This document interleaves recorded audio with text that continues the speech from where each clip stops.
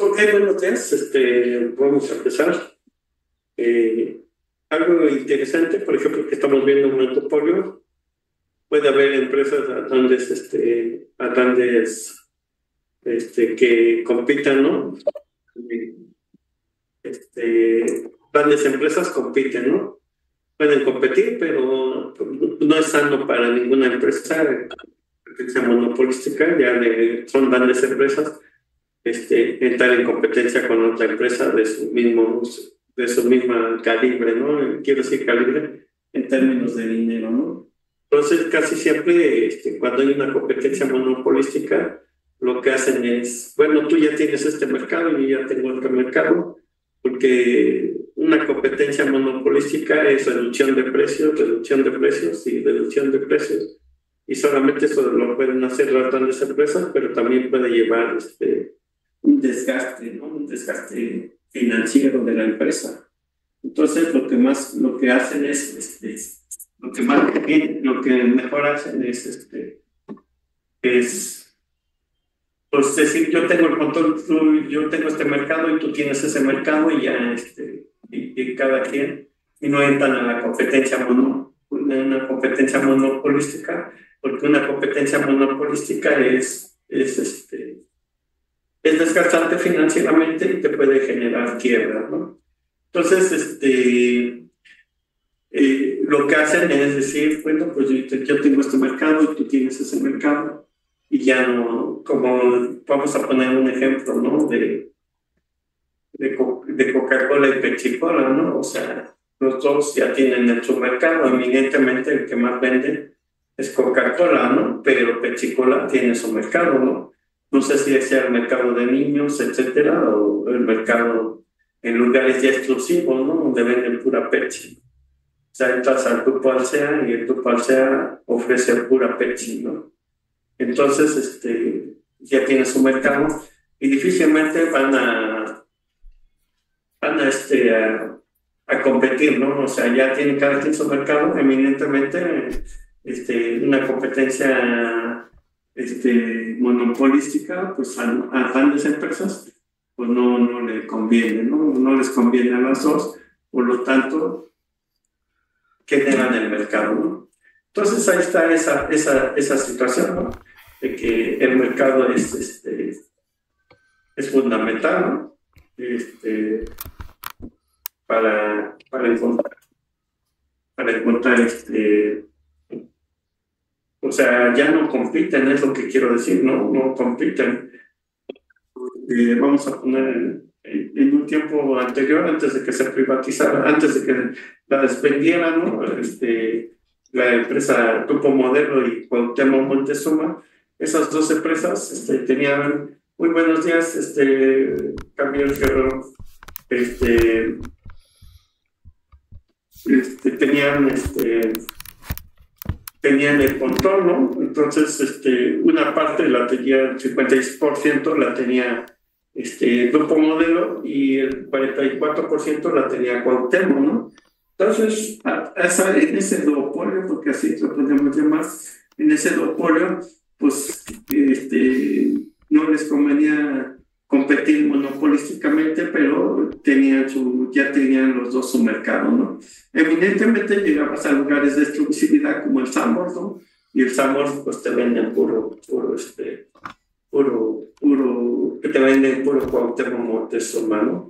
Entonces ahí está esa situación, ¿no? De que a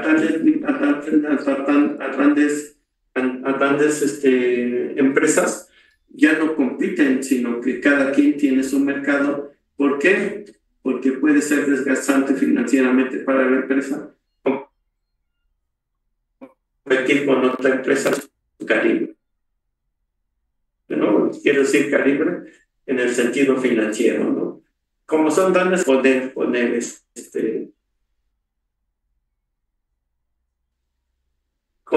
tener ese mercado y 44%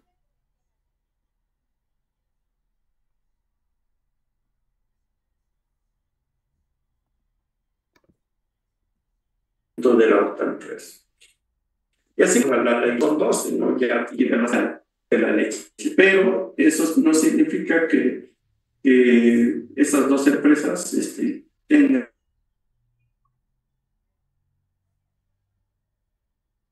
el control del mercado, de que las empresas ya no compiten en sí, sino que ya tienen su mercado, en los sectores, ¿no? Pero eso no significa que la altura, que la altura, que la altura también tiene su mercado, ¿no? Entonces ahí está esa situación, ¿no? De que las dos compiten, ¿no? Y pues compiten, pero ya obteniendo el mercado, ya no compiten financieramente con la otra empresa, ¿no? Entonces, hablar de esa empresa, lo que trato de decir es que no hay una competencia, o sea, hay competencia, pero ya no hay competencia tan drástica de que hay que quitar del mercado a la otra empresa, porque quitas de la otra empresa y la otra empresa es poderosa también financieramente, pues lo que hacen es una competencia de que alguno de los dos va a perder, ¿no? Entonces, pues, lo más conveniente es que cada quien tenga su mercado y ya así a niveles de grandes empresas. ¿Por qué? Porque sería desgastante una reducción de precios para ambas empresas, ¿no? Entonces, competir quiere decir precios bajos, ¿no? Y esa reducción de precios. Y pues tener tecnología de la más moderna posible y una fuerza de trabajo calificada, ¿no? Entonces, pues, para nadie, a las dos empresas cuando son grandes, no les conviene competir. ¿Por qué? Porque pues si ya tienen su mercado, ¿para qué seguir contando? Y a través de grandes empresas también hay algo interesante, la diferenciación del producto, ¿no? O sea, las empresas empiezan a diferenciar su producto y pues empiezan a sacar nuevos productos de esa diferenciación del producto, ¿no? Entonces ahí está grandes empresas, diferenciación del producto, ¿no? Y sacan nuevos modelos, ¿sí? ¿Cómo se diferencian los productos? La Coca-Cola saca la Fanta, saca la Toronja, ¿no? Saca el refresco de Toronja, etcétera. Entonces esa diferenciación del producto pues, las hace sentir únicas, ¿no? Entonces van diferenciando su producto y pues eso también tiene, si son monopolios, son productos exclusivos de ellos, ¿no? Y entonces pues ahí nos damos cuenta que pues siempre es conveniente ir creciendo a través de la empresa para ser grandes empresas, ¿no? O sea, ahora mismo, ¿no? Desde 1945 hasta el actual, no se nota, ¿cómo se llama? Se nota la riqueza que tiene. Actualmente, pues ya es una empresa de las 4 mejores de México, ya son el grupo industrial mismo, ¿no? Si no es que la tercera o la segunda, actualmente, así antes. Entonces, pues ahí está esa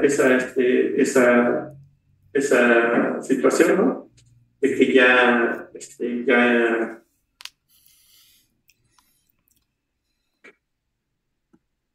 no compiten, ¿no? Ya no compiten a grandes agregados, sino que ya no tienen su mercado, ¿no? Entonces, diferenciación del producto también es una parte fundamental, ¿no? De esos niveles de competencia grandes, ¿no? Y todo eso lo digo porque pues, son empresas grandes como el monopolio, ¿no? O sea, el monopolio ya es empresas grandes, ¿no? Que tienen el mercado. En términos de regresando a nuestro trabajo, pues el ingreso marginal debe ser igual al costo marginal para estar en equilibrio. Y siempre, eminentemente, ya lo vimos, las ganancias son extraordinarias, ¿no? Entonces vamos a a continuar con lo del monopolio. Aquí hice unos apuntes, ¿no? Esto entendido, pero lo traje, ¿no?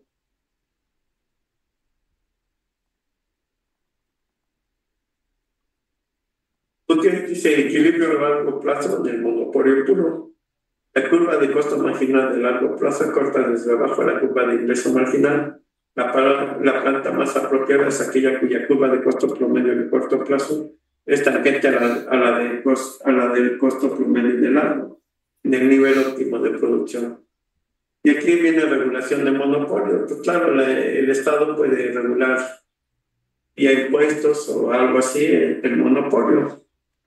Control de precios. Fijar un precio máximo en el nivel que recubra la curva de costo marginal de corta la demanda, el gobierno puede inducir al monopolio a aumentar su producción hasta el nivel que hubiera hecho la industria, en caso de estar organizado como competencia perfecta. Esto también reduce las ganancias del monopolio. Regulación del monopolio, impuesto global. Al establecer un impuesto global, como los derechos por licencias o impuestos sobre las ganancias, el gobierno puede reducir e incluso eliminar las ganancias del monopolio sin afectar el precio del satisfactor ni la producción. Regulación del monopolio impuesto por unidad. El gobierno puede reducir la ganancia del monopolio si establece un impuesto por unidad. Sin embargo, en este caso, el productor podrá desplazar parte de la carga del impuesto unitario a los consumidores en forma de un precio más alto y una producción menor del satisfactor. Discriminación de precios. Esta discriminación de precios es interesante. Es el que más me gusta.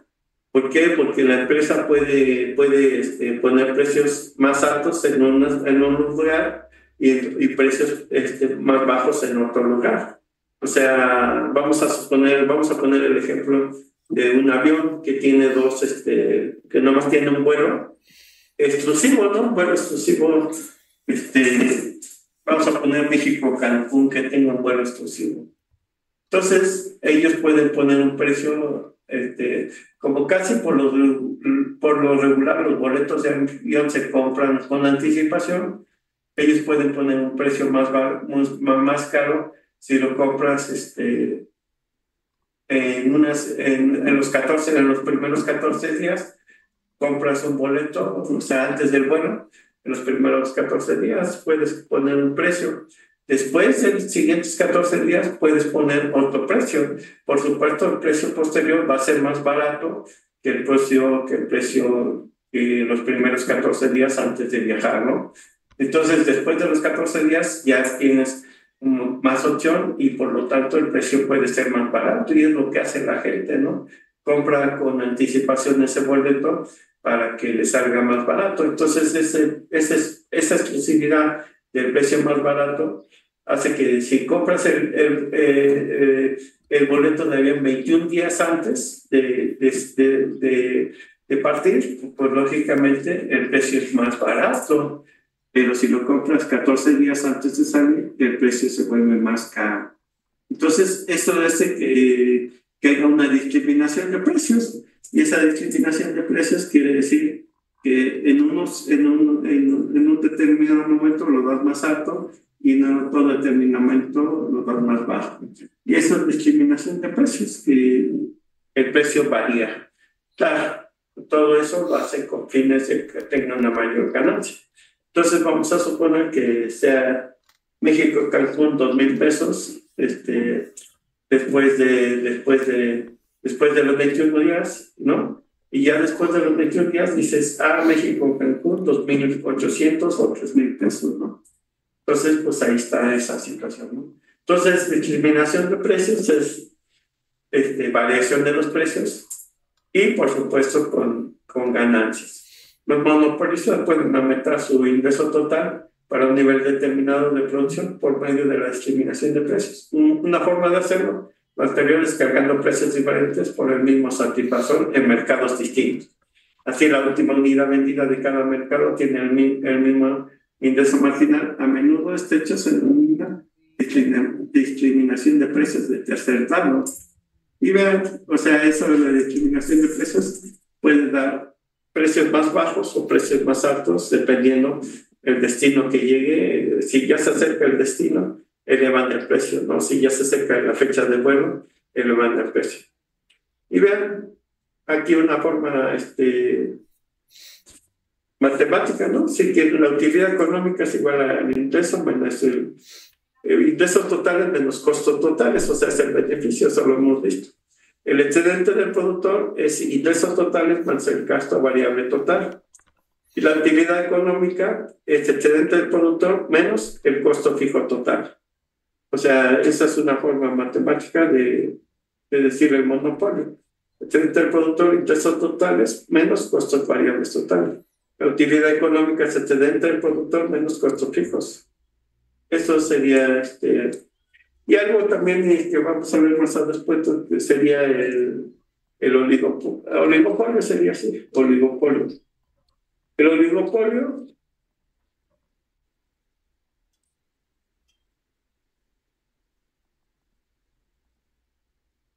el oligopolio,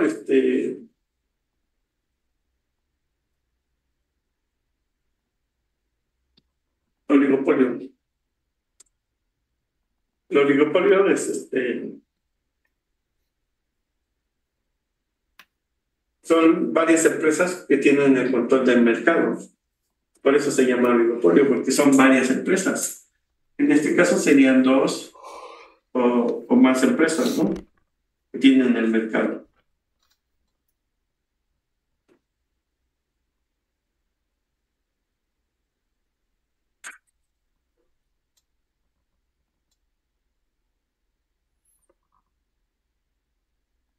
Entonces serían dos empresas o más que tienen el mercado. Entonces, sobre el oligopolio, la formación de dos empresas que tienen el control del mercado, ¿no? Eminentemente, por eso se le llama la oligarquía mexicana, porque son unas empresas las que controlan el mercado, ¿no? Y pues, desde ahí el término oligárquico quiere decir que varias empresas tienen el control del mercado. Entonces, por eso se le llama oligopolio. Son dos o más empresas que tienen el control de todo el mercado. Entonces, eminentemente para Donald Trump, pues, los que aportaron para su campaña,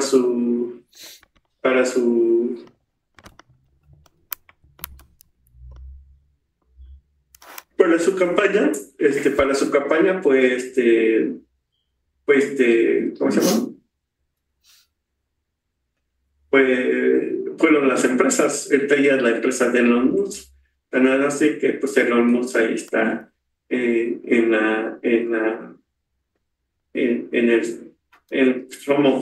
son parte de la burocracia, ¿no? Pero de la burocracia de élite, ¿no? Entonces ahí está esta situación, ¿no? De que las empresas controlan el mercado y pues también son los que aportan para los gastos de un partido determinado, ¿no? Entonces, lo que está haciendo ese oligopolio, ¿no? Es el control de dos o más empresas que tienen el control del mercado, ¿no? Eminentemente, pues también tienen el poder para decidir el futuro político de la nación a través de la inyección de dinero a los partidos políticos. En el caso de Donald Trump, pues le dieron el dinero al Partido Republicano, ¿no? Para que hiciera su campaña y al final el Partido Republicano pues es de los vencedores con respecto al Partido Demócrata, ¿no? Un caso fundamental, pues, de la caída del Partido Demócrata, pues es que primero querían como que se reeligiera Joe Biden, ¿no? Pero un factor fundamental, pues, es la alta edad que ya tenía, ¿no? Que tenía más de 80 años y que, pues, ya no era el mismo, ¿no? Que se le conoció, ¿no?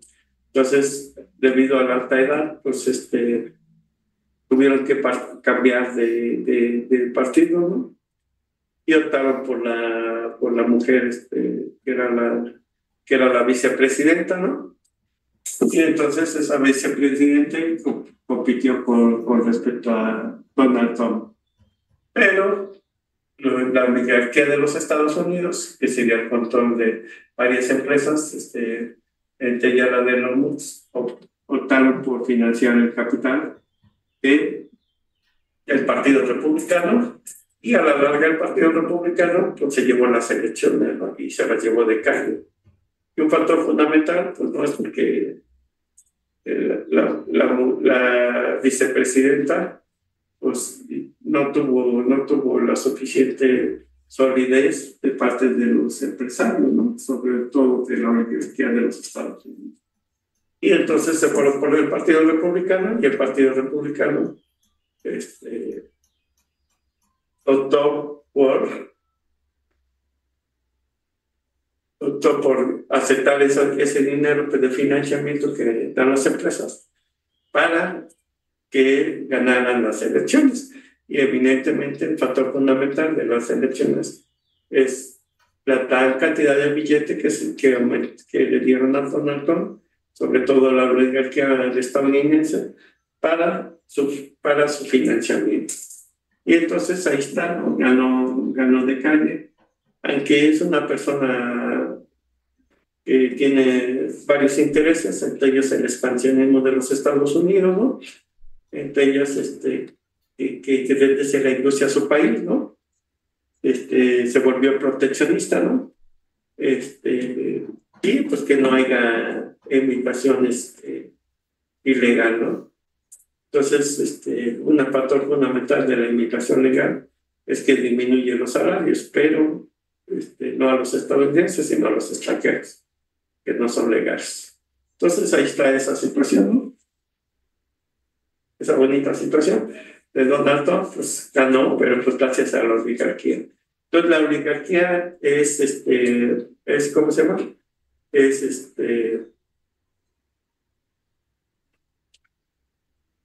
Es el control de varias empresas por el mercado.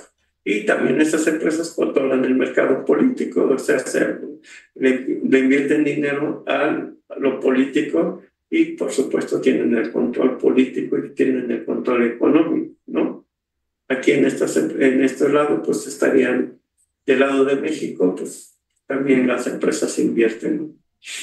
Entonces, estas son las formas de equilibrio estos son tipos de cómo reduces ganancias con el monopolio, pero pues todos los monopolios siguen siendo grupos ganadores, ¿no?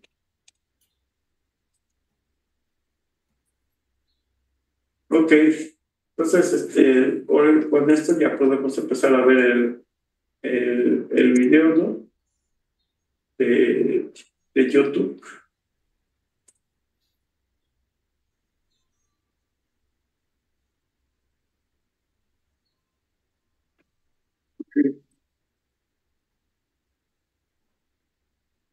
¿Algunas dudas aquí?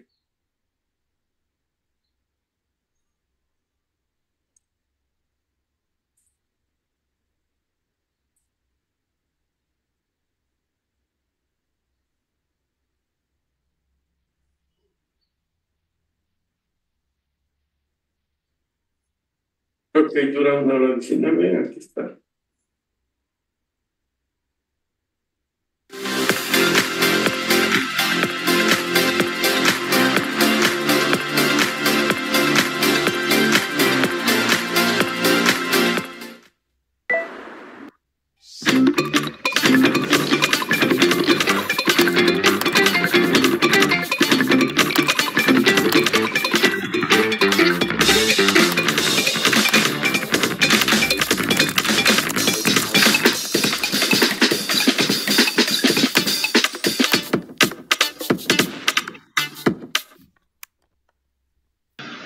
Hola, en esta oportunidad vamos a hablar de otro de los mercados, diríamos, extremos que tenemos, que podemos analizar. Ya en otro video hemos analizado el mercado de competencia perfecta, y en esta oportunidad vamos a analizar, diríamos, el otro extremo, que vendría a ser los monopolios. Y como lo hemos hecho en los otros videos, vamos a empezar con las características de este tipo de mercado.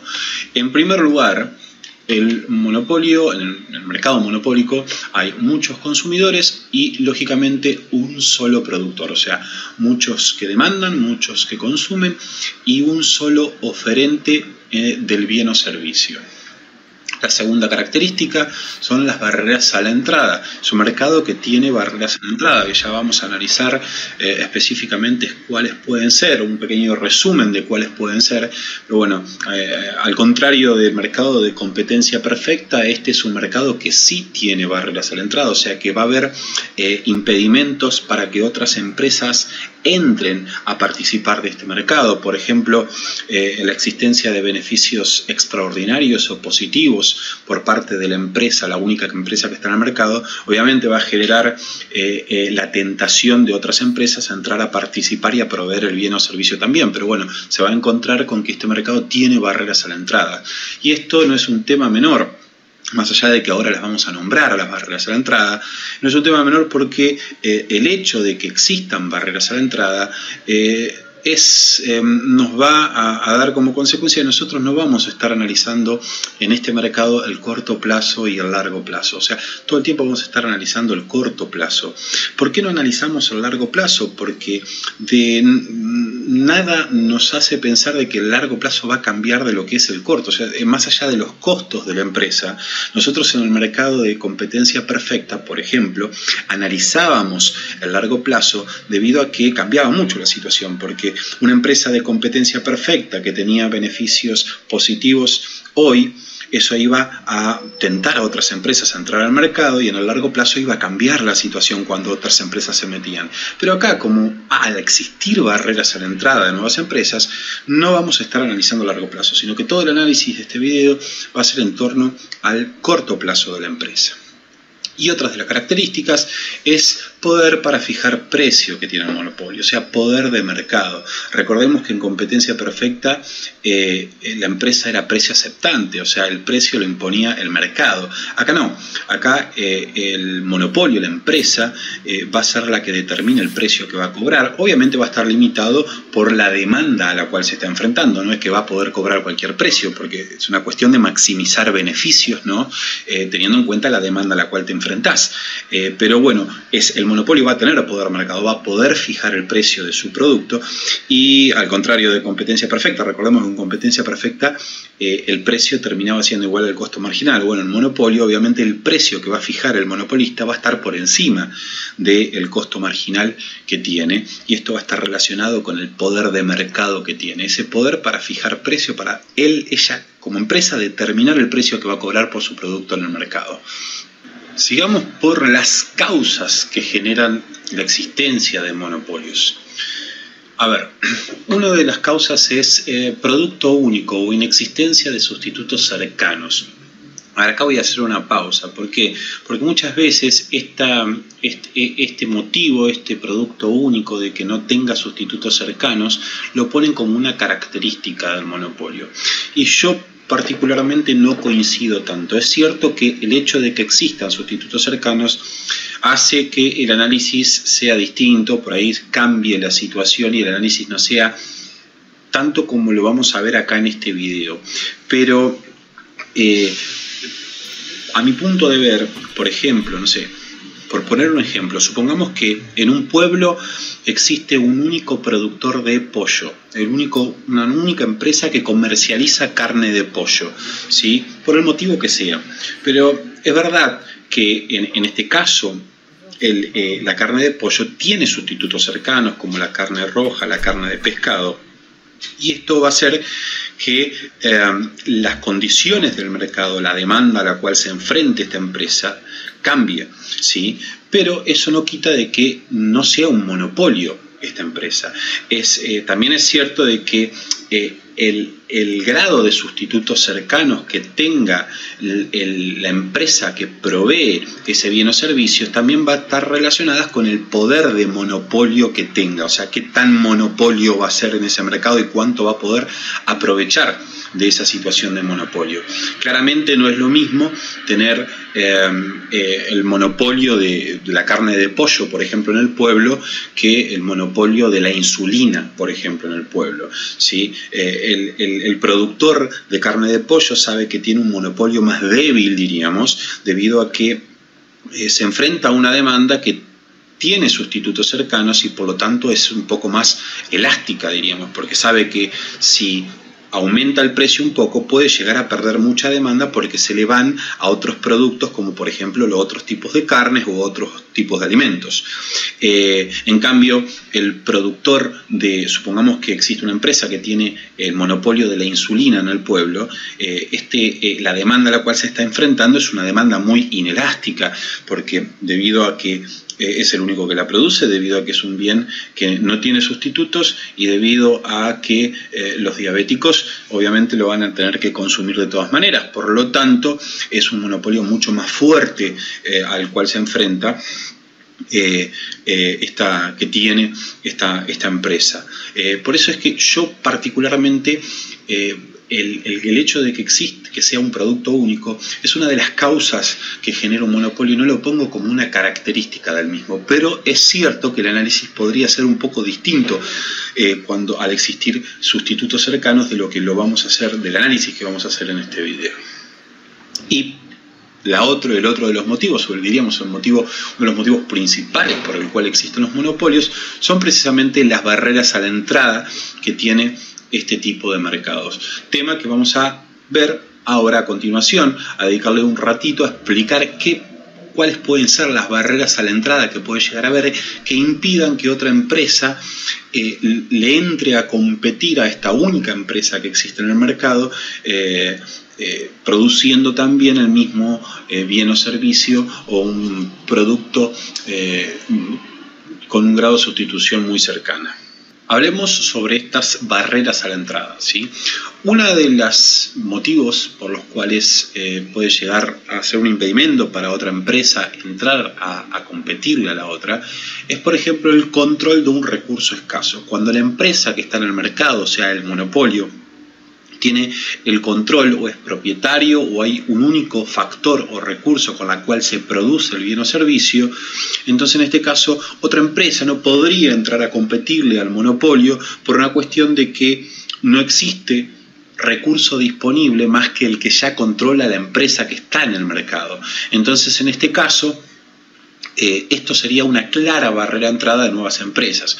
No sé, por poner un ejemplo, supongamos un país, una economía en donde existe una única empresa productora de barriles de petróleo, ¿sí? Y resulta que la extracción de petróleo de donde lo está haciendo esa empresa es la única que se encuentra en todo el territorio. Obviamente, por más que esta empresa tenga beneficios extraordinarios y que otras empresas quisieran venir a participar y a competirle a esta empresa en la producción de barriles de petróleo, no podría, por la única razón de que la empresa que ya está en el mercado está utilizando el único recurso que se encuentra, un factor de producción necesario, ¿sí? Para la producción de este bien o servicio. Entonces eso claramente sería una barrera de entrada. Otra barrera de entrada son las economías de escala, o lo que se llaman monopolios naturales. Nosotros el tema de economía de escala lo vimos en otro video. Recuerden que economía de escala se daba cuando en la medida que la empresa iba creciendo, iba produciendo cada vez más unidades, sus costos medios iban descendiendo. Cuando tenemos un monopolio, un mercado en donde la producción, a medida que se va produciendo más, los costos promedios de esta empresa van descendiendo constantemente para cualquier nivel de demanda que haya en el mercado, para cualquier nivel de producción, diríamos. En este caso es mucho más beneficioso que una empresa esté proveyendo ese bien o servicio antes que dos empresas. Entonces en este caso vamos a estar ante la presencia de un monopolio natural, como por ejemplo lo podría ser el mercado de agua. Difícilmente, yo no creo, la verdad no estoy 100% seguro, pero que haya en una ciudad dos empresas que provean el servicio de agua a la gente, ¿sí? El proveer el servicio de agua por lo general suele ser un monopolio natural, debido a los altísimos costos hundidos, los altos costos que tiene el poner las cañerías bajo tierra. La empresa que produce agua va reduciendo el costo promedio de producir constantemente en la medida que capta más clientes, o sea que la cantidad producida es cada vez más. Y en ese caso estamos ante una presencia de un monopolio natural en donde es mucho más beneficioso para el mercado que una empresa esté proveyendo el servicio que lo hagan dos. Eso podría ser otra causa por la cual no entre una segunda empresa a competirle en el mercado. Es una barrera más. Y barreras como por ejemplo las puede poner el gobierno a través de patente o licencias. Supongamos que una patente es el derecho que, digamos, es una herramienta creada por un gobierno para que vos seas el único que pueda producir ese bien o servicio. Supongamos un laboratorio que gasta mucho dinero en investigación y desarrollo para poder obtener una droga para curar una enfermedad. Obviamente, después que encuentra la combinación justa de los componentes, llega a la droga esa y una vez que llegó, produce esa droga, publica los componentes que tiene, cualquiera podría entrar a competirle. Pero claro, a ver, ninguna empresa tendría incentivos a gastar en investigación y desarrollo si después que descubre cómo llegar o cómo producir esa droga, alguien no la protege y le da el monopolio, ser el único por un tiempo por lo menos en poder producir, ser la única empresa en producir ese medicamento para recuperar y obtener beneficios de aquello que gastó en investigación y desarrollo. Entonces, el laboratorio registra ese medicamento en el registro de marcas y patentes, logra la patente y va a poder ejercer como monopolio, va a poder ser la única empresa que produzca ese medicamento, por ejemplo, durante un tiempo, ¿no? Esto obviamente es una clara barrera de entrada. Otra empresa que quisiera, mirá, ya se descubrió, mirá, resulta que así se hacía la droga, bueno, vamos a empezar a producirla. No se puede. Hay una patente, el gobierno está protegiendo a esa empresa para que sea la única y que haga uso de su poder de monopolio por un tiempo, precisamente como incentivo para recuperar aquello que gastó en investigación y desarrollo. O las licencias, muchas veces el gobierno también otorga licencias a empresas para proveer un bien o servicio y ninguna otra empresa puede proveerlo, la empresa que obtiene la licencia, que la compra o que por el motivo que sea lo obtiene, va a ser la única que va a proveer el bien o servicio, y eso también genera una barrera de entrada, ¿sí? Entonces, estas son las barreras más comunes, diríamos, de entrada que hay, que causan precisamente la existencia de monopolios. Bueno, comencemos por el equilibrio del monopolio. Antes de empezar a hablar del equilibrio del monopolio, quiero recordar un pequeño recordatorio de lo que era en competencia perfecta porque me va a servir. Yo acá tengo el gráfico de competencia perfecta. Esto que tengo acá era el gráfico de equilibrio de la empresa competitiva. Recuerden que en competencia perfecta teníamos dos gráficos. O sea, por un lado estaba el gráfico de mercado y por otro lado el gráfico de una de las tantas empresas que había en el mercado. En donde en el mercado la de curva de demanda era una curva de demanda tradicional con pendiente negativa. Estaba la oferta de todo el mercado, que estaba compuesta por la suma de las ofertas individuales. De ahí salía el precio de equilibrio del mercado y la empresa de competencia perfecta, una de ellas, veía la demanda a la cual se enfrentaba terminaba siendo una línea recta horizontal, una demanda perfectamente elástica, diríamos, a la altura del precio de equilibrio. ¿Por qué era esto? ¿Por qué se producía esto? Debido a que, recordemos que en competencia perfecta era una de las empresas, tenía una pequeñísima porción de ese mercado, era, diríamos, yo dije en su momento, un poroto a comparación de lo que era el mercado. Entonces, esa empresa de competencia perfecta era precio aceptante y sabía que podía vender la cantidad que quisiera siempre y cuando cobrara el precio de mercado. Bueno, pero acá ya no va a ser así. Acá nos estamos enfrentando, o sea, la empresa monopólica es el mercado. Entonces se enfrenta sola a toda esta curva de demanda que es la curva de demanda del mercado.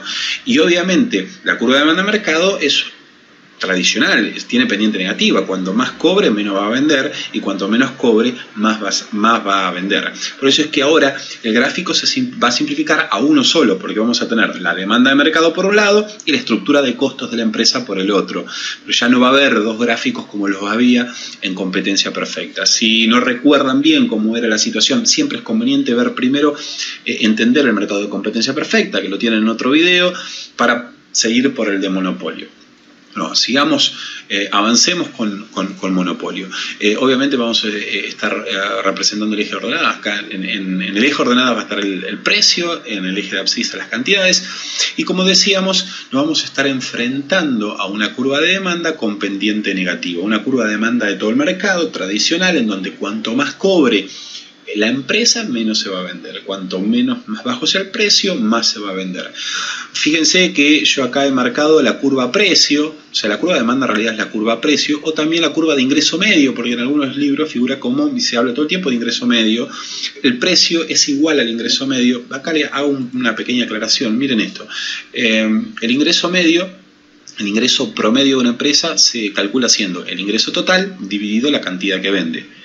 Ahora, el ingreso total de una empresa es precio por cantidad. O sea que sería precio por cantidad dividido la cantidad que vende. Si yo suprimo las cantidades acá, puedo simplificar, me queda que el ingreso medio en definitiva de una empresa es el precio que cobra la empresa. Por eso es que esta curva de demanda se llama curva de demanda o curva precio o curva de ingreso medio. Son sinónimos, diríamos. Ok. También vimos en otro video que la curva de demanda tiene su respectivo ingreso marginal. Ese ingreso marginal siempre va a tener la misma característica. ¿Cuál es la característica del ingreso marginal? Que tiene la misma ordenada al origen que la curva de demanda, pero el doble de pendiente. Tener el doble de pendiente quiere decir que la curva de demanda corta al eje de abscisas justo en la mitad de donde lo corta la curva de demanda. O sea, si acá la curva de demanda estaría cortando este eje en 1000, bueno, el ingreso marginal estaría cortando en 500, precisamente por tener el doble de pendiente. Entonces, por un lado tenemos la curva de demanda y por otro lado tenemos la curva de ingreso marginal de la empresa, que siempre ese ingreso marginal va a tener, recordemos, misma ordenada al origen, doble dependiente. Recordemos el concepto también de ingreso marginal, era lo que te variaba el ingreso total al vender una unidad más. Acá fíjense que ya no va a pasar como en competencia perfecta que el precio sea igual al ingreso marginal. No quiero volver tanto para atrás, pero recordemos esto un poquito. ¿Por qué en competencia perfecta el precio era igual a ingreso marginal? Porque la empresa de competencia perfecta podía vender unidades adicionales sin necesidad de bajar el precio. Entonces, claro, cuando vendía una unidad más, lo que se le incrementaba al ingreso total era justamente el precio que había cobrado. Entonces el ingreso marginal y el precio terminaban siendo iguales. En monopolio eso no va a suceder ya. El precio, la curva precio y la curva ingreso marginal van a ser distintas. ¿Por qué? Porque el monopolista, para vender unidades adicionales, tiene que bajar el precio ahora. Y cuando bajas el precio se producen dos efectos. Por un lado, vas a tener un aumento en tu ingreso total, porque vendés más unidades al precio nuevo, pero por otro lado vas a tener una caída en tu ingreso total porque las unidades que estabas vendiendo antes ahora las tenés que vender más baratas. Esto lo vamos a estar analizando en la próxima filmina, o sea, si no quedó claro. Pero lo que sí quiero que quede claro es que ya la curva precio y la curva ingreso marginal no son iguales, son distintas. Por un lado tenemos la curva precio o la curva de demanda a la cual se enfrenta la empresa, y por otro lado tenemos la curva de ingreso marginal, que tiene la característica, repito, que tiene la misma ordenada al origen que la curva de demanda, pero el doble de pendiente. Y por tener el doble de pendiente siempre va a cortar al eje de abscisas justo a la mitad de donde corta la curva de demanda. O sea, tenemos la demanda y el ingreso marginal. Obviamente la empresa tiene una estructura de costos, ¿sí? Esa estructura de costos, vamos a graficar el costo marginal, el costo medio total, que son las curvas que necesito en este caso, para ver cuál es la cantidad óptima que va a decidir producir la empresa. Bueno, obviamente una empresa puede tener distintos objetivos, ¿no? Por ejemplo, una empresa, el monopolio quisiera por ahí vender la mayor cantidad posible sin tener pérdidas para poder mostrar su producto. Entonces ahí la manera en que yo voy a elegir la cantidad óptima a producir va a ser distinta. Pero si no se aclara nada, el objetivo por excelencia de cualquier empresa es maximizar beneficios. Y la regla para maximizar beneficios, la vimos en otro video, la explicamos el por qué esa era la regla para maximizar los beneficios, siempre es la misma. La regla es ingreso marginal igual a costo marginal. La explicación de por qué se está maximizando beneficios siguiendo esa regla está explicada en otro video. Pero entonces, el monopolista entonces va a fijar, va a determinar la cantidad óptima a vender para maximizar sus beneficios siguiendo esta regla, donde se cortan el ingreso marginal y el costo marginal justo en este punto. O sea que la cantidad óptima a vender por el monopolio va a ser este Q estrella. Ahora, la pregunta que se hace el monopolista es ¿qué precio debo cobrar para vender esta que es mi cantidad óptima? Simplemente lo que tengo que hacer es ir hasta la curva precio, donde pega en la curva de demanda, diríamos, ahí está el precio que debe cobrar para vender esta que es la cantidad óptima. O sea, este monopolio estaría maximizando sus beneficios cobrando este precio P estrella que le haría vender Q estrella unidades, que sería la cantidad que maximiza sus beneficios. Recordemos que los beneficios son ingresos menos costos, ¿no? Entonces, ¿cuáles serían los ingresos de la empresa? Bueno, los ingresos de la empresa sería toda esta área que está acá. Esto también lo estuvimos analizando bien en competencia perfecta, la idea es la misma. Ingreso es precio por cantidad, o sea, sería todo este rectángulo, el área de ingresos de la empresa. Y para determinar los costos totales de la empresa, recordemos que tenemos que sacar el costo medio total. Esto lo vimos en el video de competencia perfecta, por eso es que si no lo vieron, les aconsejo que vayan primero al video de competencia perfecta. Ahora, el costo medio total que está teniendo la empresa de producir esta cantidad, subo por esta cantidad hasta donde pega la curva de costos medios y ahí este va a ser el costo medio que está teniendo la empresa de producir esta cantidad. Si nosotros multiplicábamos el costo promedio por la cantidad que está produciendo, obteníamos precisamente el costo total de la empresa. O sea que este rectángulo que está acá abajo vendría a ser el costo total de la empresa. Todo este rectángulo más grande es el ingreso total de la empresa. Si hacemos ingresos totales menos costos totales, tenemos esta área que en definitiva son los beneficios que está obteniendo la empresa. Esta empresa en este caso está teniendo beneficios positivos o beneficios extraordinarios. De esta manera nosotros lo que hemos sacado, lo que hemos visto en este momento es la manera en que el monopolio decide la cantidad óptima a producir, el precio que va a cobrar para vender esa cantidad óptima y estar maximizando sus beneficios. Bueno, hablemos ahora sobre el monopolio y el tramo elástico de la demanda. O sea, lo que yo en este momento les quiero comentar, les quiero mostrar, es que el monopolista maximizador de beneficios siempre va a terminar cobrando un precio en el tramo elástico de la demanda. Nunca va a cobrar un precio en el tramo inelástico de la misma. Veamos esto. Yo tengo esta curva de demanda, su correspondiente ingreso marginal, con misma ordenada al origen, doble dependiente. Ahora, por un segundo, supongamos que el costo marginal del monopolio está ahí arriba, ¿sí? Es bastante elevado. Recordemos que el monopolio maximiza beneficios, en donde el ingreso marginal se iguala a su costo marginal. Eso sucede acá en donde se están cruzando, por lo tanto la cantidad que debería vender el monopolista sería esta cantidad, Q sub 1, y el precio que debería cobrar sería P sub 1 para vender precisamente esta cantidad maximizadora de beneficios. Ahora supongamos que en realidad el costo marginal es un poco mayor y es este el costo marginal, ¿sí? Es un poco menor, disculpen, es este el costo marginal 2. Si fuera este el costo marginal, entonces la cantidad que terminaría vendiendo el monopolista sería Q sub 2 y el precio que debería cobrar sería este de acá para poder vender esta cantidad maximizadora de beneficios. Supongamos que el costo marginal es más bajo todavía, entonces en este caso tenemos el costo marginal 3, entonces la cantidad óptima sería esta Q sub 3, donde se corta este costo marginal con el ingreso marginal, y el precio que debería cobrar sería P sub 3. Más bajo aún todavía el costo marginal, en ese caso la cantidad óptima a vender sería Q sub 4, que es donde se corta este costo marginal con el ingreso marginal, y el precio que debería cobrar sería P sub 4. Ahora, ¿cuál sería el mínimo costo marginal que puede tener una empresa? Que sea 0. Si fuera 0 el costo marginal, sería una línea recta horizontal a la altura del eje de abscisas, y donde se está cortando precisamente acá es donde se está cortando el costo marginal con el ingreso marginal. O sea, donde el ingreso marginal también se hace 0 es justo en este punto. Entonces la cantidad óptima a vender sería Q sub 5 y el precio que debería cobrar sería P sub 5.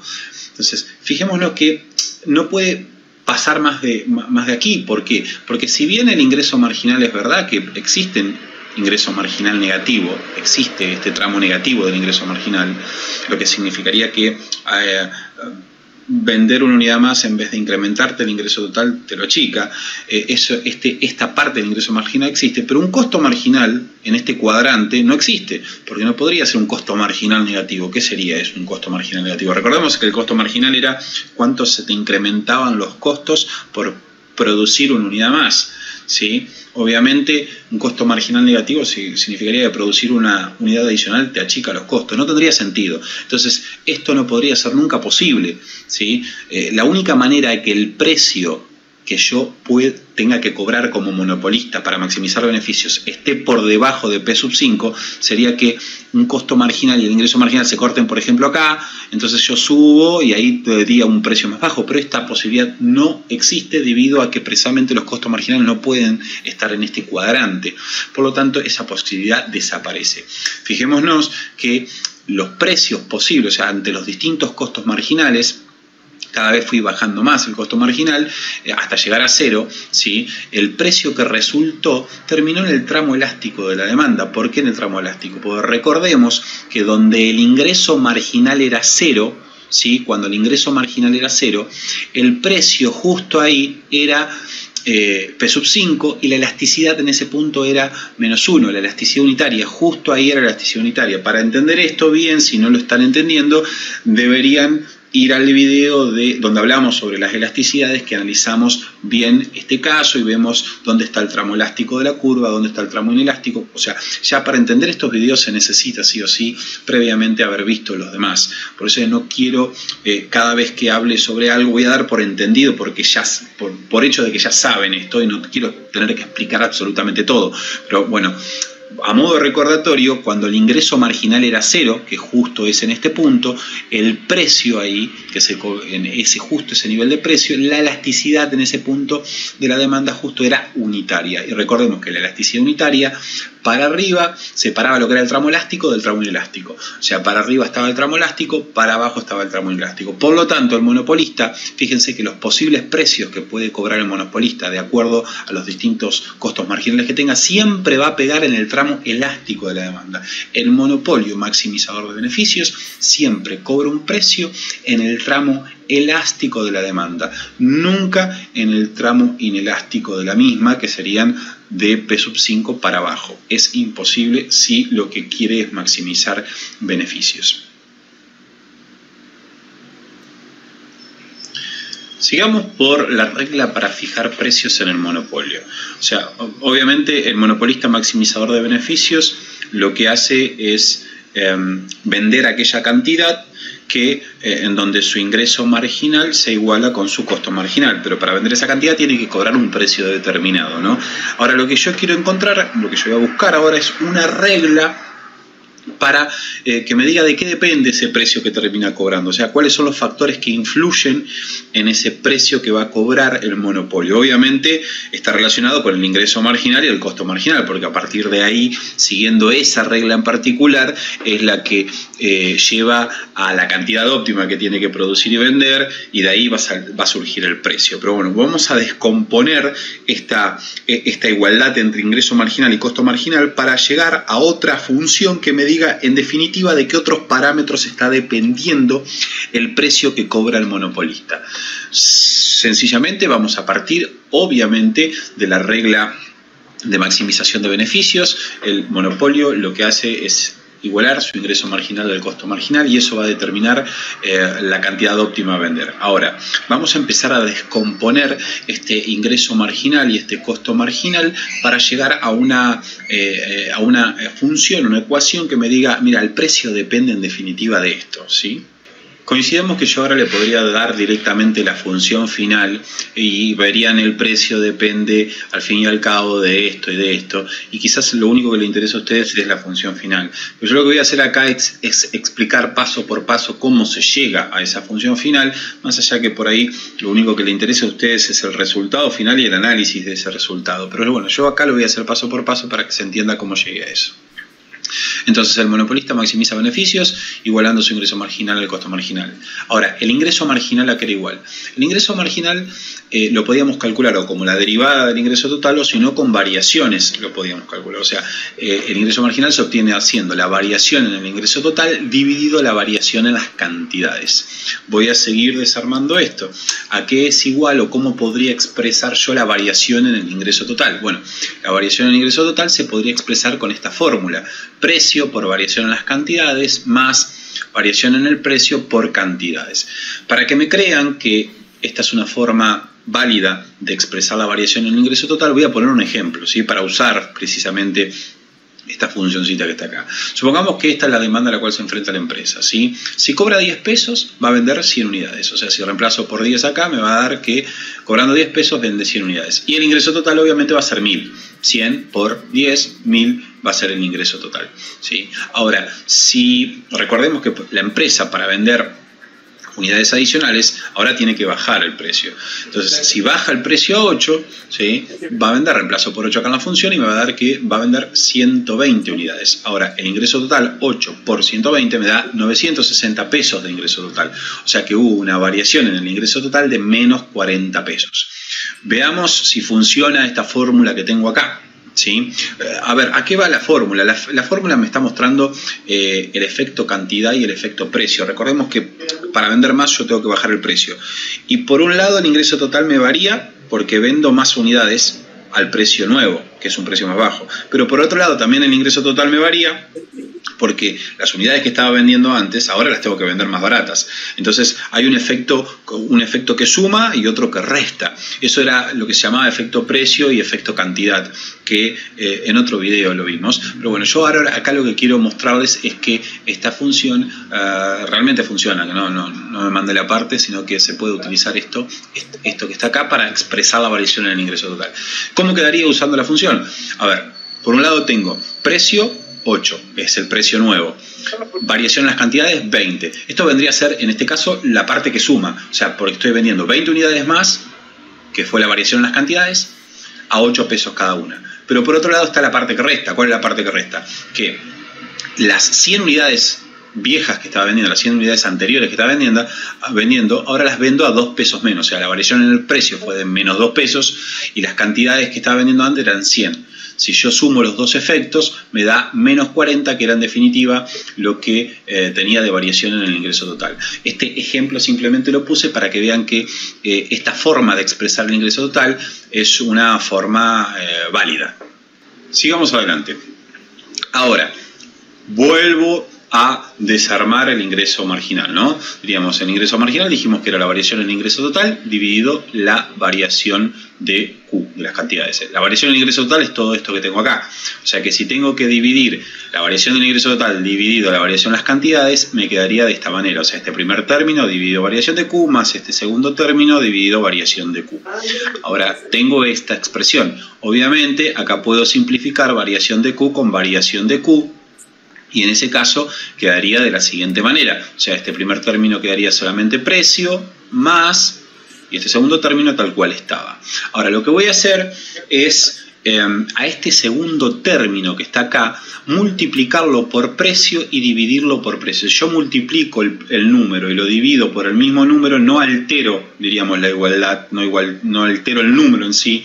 Por lo tanto, ustedes se preguntarán para qué hago esto, pero bueno, ahora les explico. O sea, yo lo que voy a hacer es, de este lado, multiplicar por el precio, dividir por el precio, y el número no cambia, sigue siendo el mismo, porque se podría simplificar el precio acá. Pero ¿para qué hice esto? Para poder sacar factor común precio, ¿sí? Si yo saco factor común precio, ¿sí?, de este último término que está acá, me va a quedar precio multiplicado por 1, por este término que está acá, y por otro lado, sacaría este precio como factor común y me quedaría esta expresión. O sea, lo que hice fue expresar el ingreso marginal de otra manera, ¿sí? Terminó resultando ser igual al ingreso marginal al precio por todo esto que tenemos en el corchete. Ahora, esto que está acá, ¿no les suena familiar esto que me quedó aquí? ¿No les suena familiar?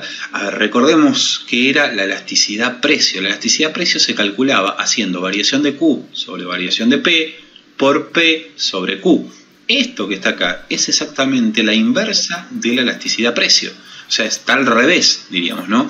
Entonces, yo termino teniendo esta expresión, que el ingreso marginal, en definitiva, se podría expresar también como precio por 1 más 1 sobre elasticidad precio. O sea, tuve que hacer 1 sobre elasticidad precio porque justamente está al revés esto, ¿no? Entonces, aquí lo que conseguí es otra manera distinta de expresar el ingreso marginal.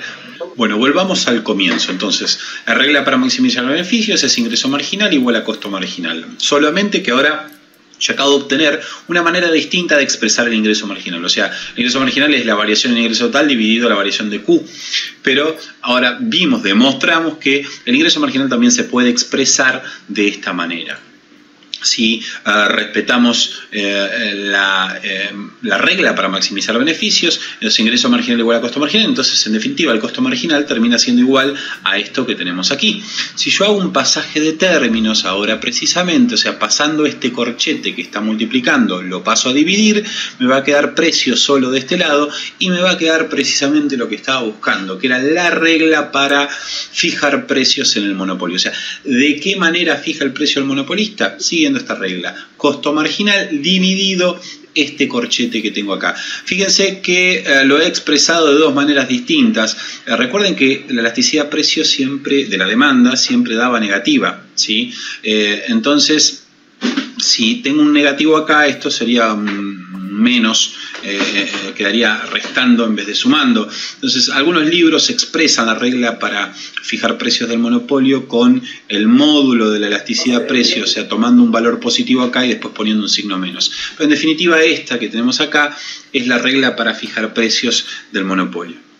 Analicemos un poco esta regla que tenemos ahora acá. Entonces, sabemos que el monopolista entonces maximiza beneficios igualando su ingreso marginal a su costo marginal. De ahí salen las cantidades que tiene que vender y el precio que tiene que cobrar para vender precisamente esas cantidades. Pero bueno, en definitiva, ¿de qué depende? Ese precio depende, en definitiva, del costo marginal que tenga la empresa y de la elasticidad de la demanda a la cual se enfrenta. Y hagamos un análisis de esta función que tengo acá. Fijémonos, con respecto al costo marginal, ¿qué relación hay? Hay una relación directa. O sea, ¿qué quiere decir? Que cuando mayor sea el costo marginal que tenga la empresa, mayor va a ser el precio que va a cobrar. Lo veo acá, si sube el costo marginal, obviamente el precio que va a terminar cobrando va a ser mayor. Y a menor costo marginal, menor precio. O sea, una empresa que tenga mayores costos marginales va a cobrar un precio más alto, un monopolio, ¿no? Y un monopolio que tenga menores costos marginales va a cobrar un precio más bajo, ¿sí? Y por el lado de la elasticidad precio, bueno, si analizamos la elasticidad precio nos va a dar una relación inversa. Ustedes podrán comprobar, ¿sí?, con la fórmula, que cuanto más alta sea la elasticidad precio, por ejemplo acá, si sube la elasticidad precio, 1 dividido un número más grande es un número más chico. 1 menos un número más chico es un número más grande, entonces dividir por un número más grande me termina quedando un precio menor, ¿sí?